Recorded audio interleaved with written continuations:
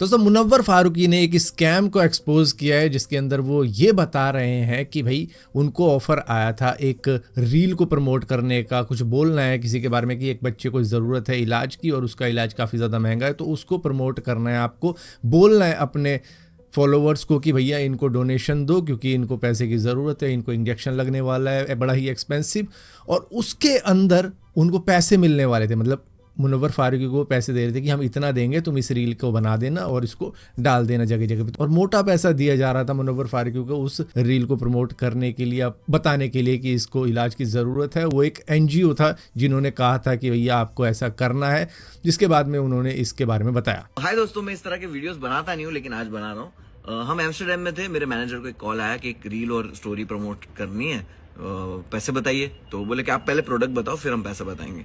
तो उन्होंने बोला कि प्रोडक्ट ये है कि एक बच्चे को इलाज की जरूरत है, तो आपको स्टोरी और रील डालनी है और बोलना है कि इसको हेल्प कर दो ये बच्चे को पैसे से, लाइक क्राउड फंडिंग।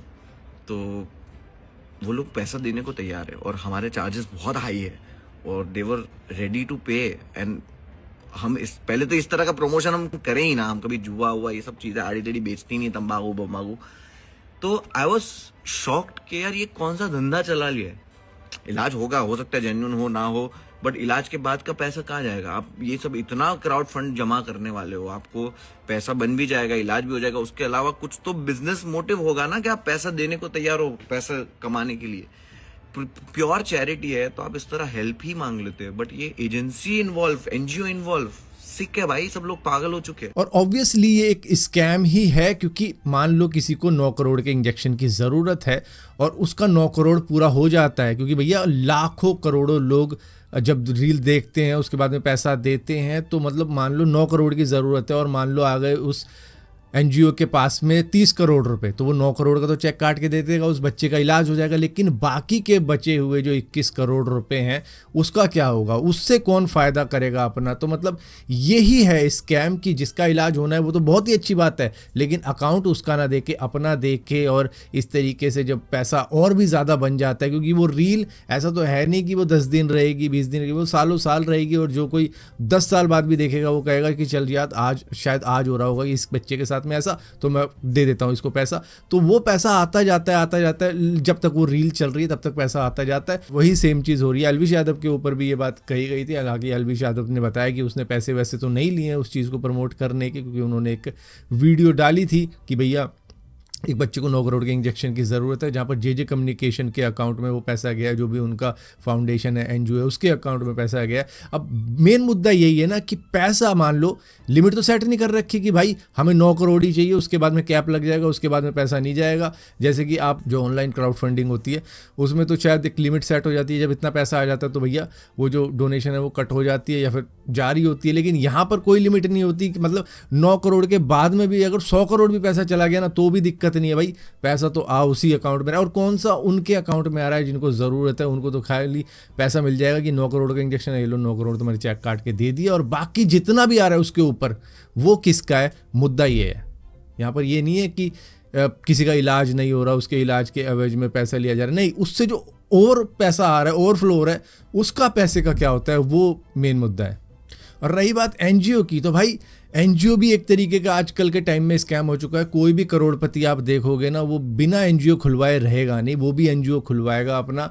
उसका रीज़न सिंपल सा होता है कि एनजीओ में जितना भी वो पैसा अपना डालेगा वो सारा का सारा टैक्सेबल नहीं होगा। तो मतलब कि अगर मेरी 1 करोड़ की कमाई हो रही है ना, तो मुझे उस पर टैक्स देना पड़ेगा 30 लाख रुपए।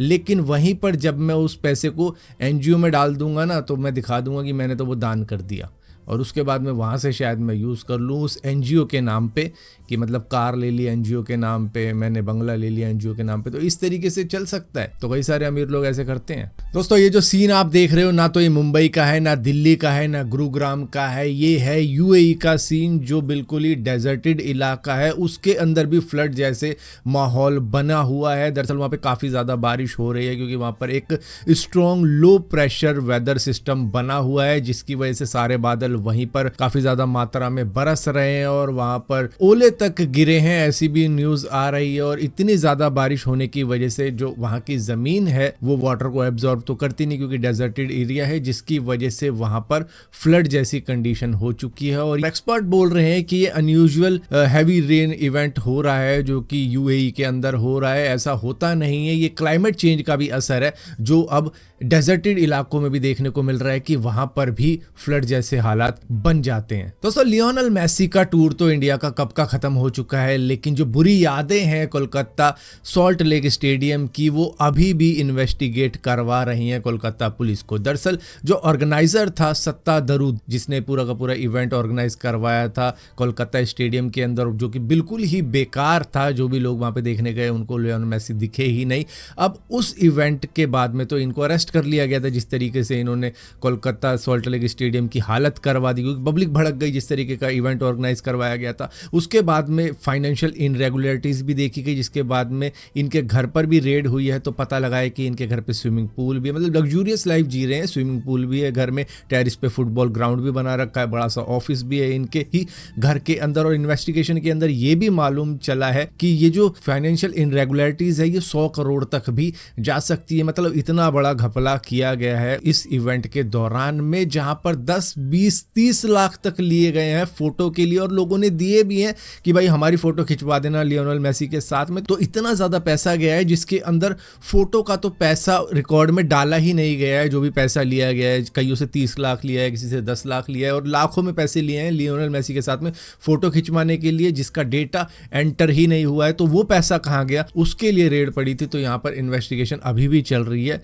जितना भी ये इवेंट का घोटाला हुआ है कोलकाता के अंदर।